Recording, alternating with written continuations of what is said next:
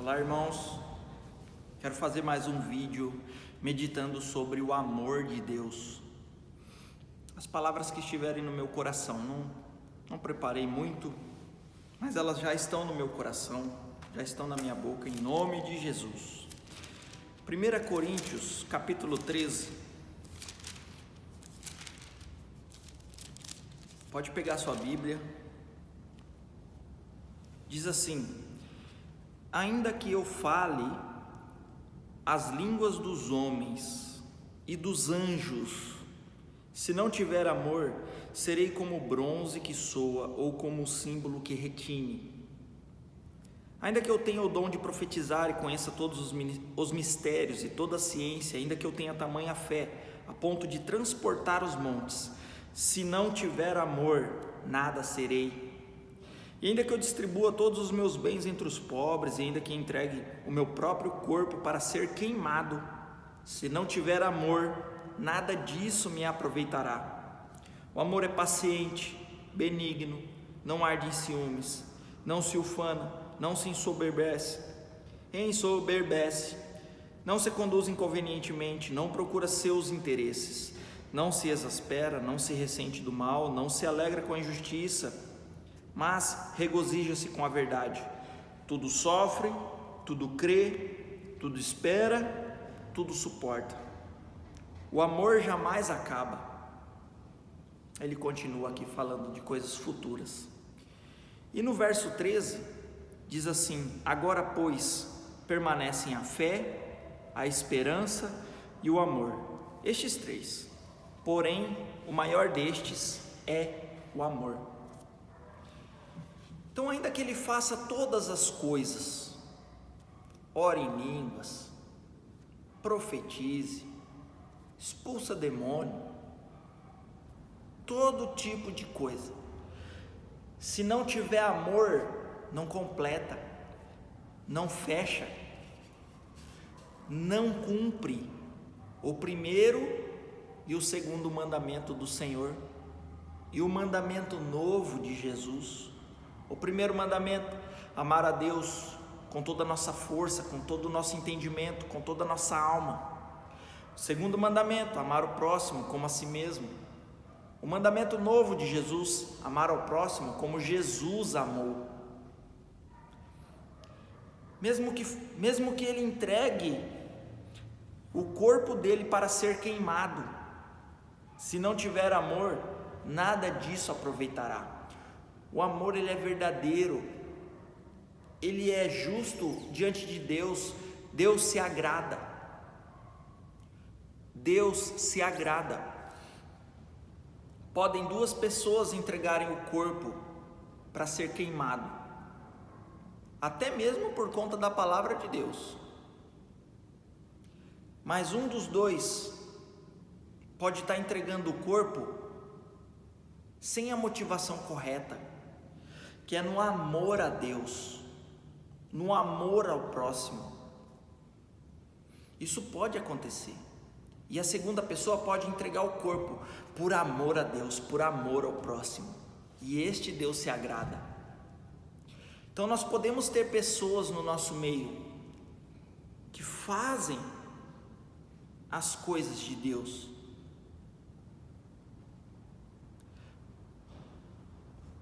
só que aonde está o amor a Deus e o amor ao próximo, aí fica completo.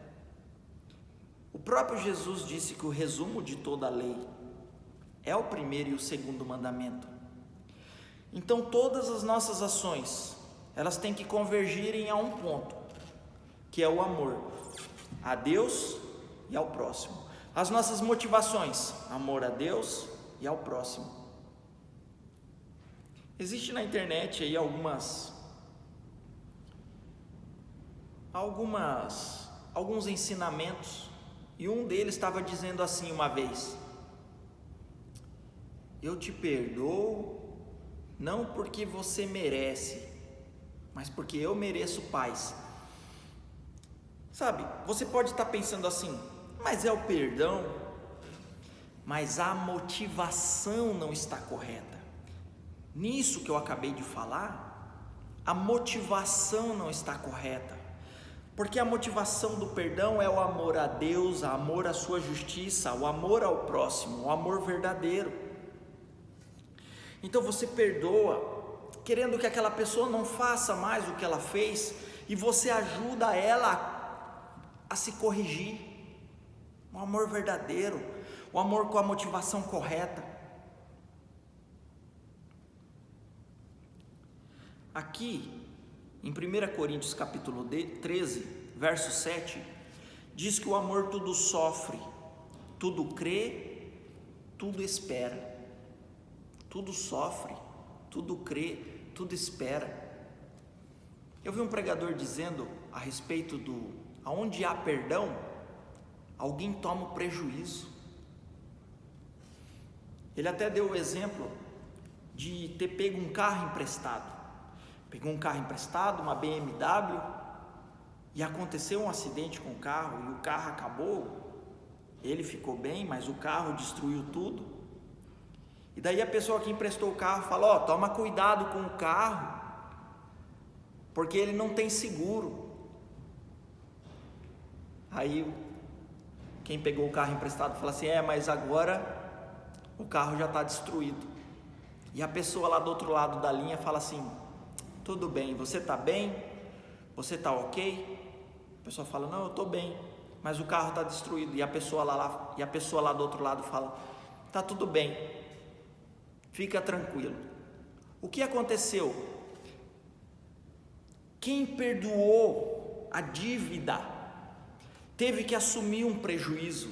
Então, no perdão, automaticamente alguém vai assumir um prejuízo, alguém vai ter que bancar a conta. Se um irmão está me devendo R$100 e eu perdoo esses R$100, automaticamente esses R$100 ele não desapareceu do planeta. Eu tive que bancar esses R$100. Então eu sofri o prejuízo, eu sofri o dano por amor ao meu irmão. Porque eu estou vendo que ele não tem como pagar, está tudo bem, está perdoado. Da mesma forma, coisas espirituais. Às vezes um ferimento que ele me causou. Quando eu perdoo, eu não devolvo o ferimento a ele. Eu não devolvo o dano, eu não devolvo o sofrimento. Eu assumo o dano. Deixa que eu assumo. Exorto ele, exortar, pegar do lado: irmão, não faça mais isso, vamos caminhar assim, assim, assado. Repreendo ele com brandura, com falta de severidade, e vamos continuar a caminhada. Isso é sofrer o dano. Em 1 Coríntios 6, o que está acontecendo aqui?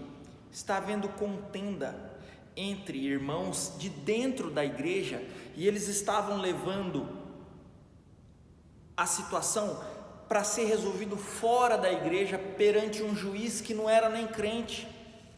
Então Paulo fala assim: só de haver esse tipo de coisa entre vocês já é completa derrota. Por acaso não tem um ancião aí, um sábio, para julgar essa contenda? E outra, por que um de vocês não assume o dano, não assume o prejuízo e bola para frente?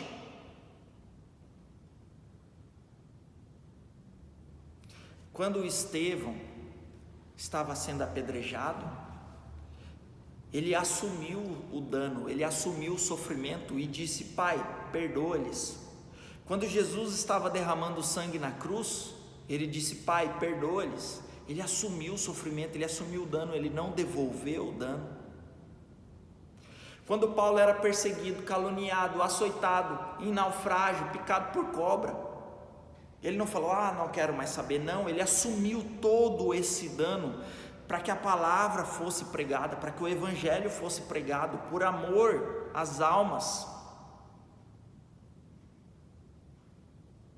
O dano, o sofrimento tem que ficar em alguém que assuma.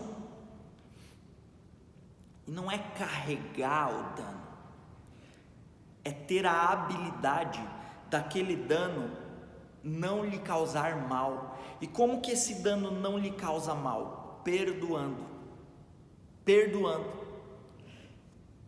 É exatamente isso. Eu vi num filme, era duas pessoas numa sala, e um tinha superpoder, e ele ficava atacando pedra no outro, ficava atacando, deitado, atacando pedra, e a pedra tocava nele e desintegrava, e ele continuou ali conversando e não levava em consideração aquelas pedradas. É mais ou menos isso que essa habilidade que nós temos que conseguir. Não carregar o dano, não carregar a amargura. Chegou o dano, chegou o sofrimento, chegou o ferimento, perdoa, livra-se daquilo em nome de Jesus, porque o perdão é nós que fazemos isso. Deus já nos deu esse mandamento para nós cumprirmos. Perdoa, exorta o irmão, repreende com brandura. Novamente, exortar é pegar do lado, é dar suporte, é caminhar junto. Repreender com brandura, dizer sim que foi errado o que fez, mas com brandura. Esse é o evangelho que eu tenho lido e que tenho tentado viver esses dias. Quando você olha para a vida de Pedro, que desde lá do começo, Jesus já disse para ele como haveria de ser a morte dele. Provavelmente Pedro foi crucificado de cabeça para baixo, mas de uma forma ou de outra ele foi morto. E ele não entrou na justiça, sabe? Eu tenho direito de ganhar todo o dinheiro do mundo e viajar todos os países porque eu sou apóstolo de Jesus, e Jesus morreu na cruz para que eu tivesse muito dinheiro mesmo. Pedro não fez isso. Pedro assumiu o dano por amor às almas. Eu vou morrer por amor, sabe? É hora da gente largar o nosso ar-condicionado, largar o nosso conforto e estender a mão para alguém que está precisando, assumir alguma coisa, assumir um dano, um sofrimento, mas não é você ficar sofrendo, sabe? Não é isso que eu estou querendo dizer. Assumir um trabalho, assumir algo.